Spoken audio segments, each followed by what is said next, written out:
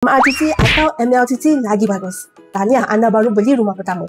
Tapi tahu tak, kalau anda nak refinance atau jual rumah pada masa hadapan, MRTT coverage boleh terus hilang. Bila kita beli rumah, semua fokus pasal loan rumah, deposit, legal fees. Tapi ramai juga lupa satu benda ni, iaitu perlindungan takaful loan. Ramai rasa bila dah ambil MRTT, automatik dah cukup dan selamat. Tapi hakikatnya tak semudah itu. Sebelum tu, jangan lupa save dan like dulu video ni. MRTT ni coverage dia makin menurun setiap tahun. Dia akan ikut baki pinjaman loan.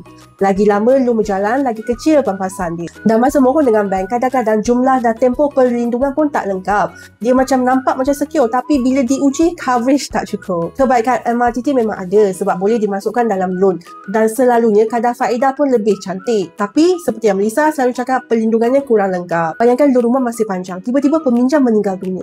Loan tu takkan automatik lupus kalau takaful tak cover penuh.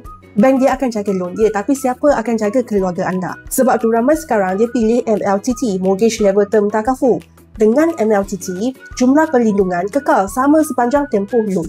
Anda juga boleh pindah ke bank baru bila refinance. Dan yang paling penting, ia juga boleh dihibahkan papasan kepada keluarga. Saya Melissa, kepakaran saya ialah bantu anda mohon dan sematkan loan rumah supaya lebih mudah lulus. Kalau apa-apa jadi, loan rumah terus settle. Rumah kekal milik keluarga dan pampasan boleh bantu keluarga untuk teruskan hidup.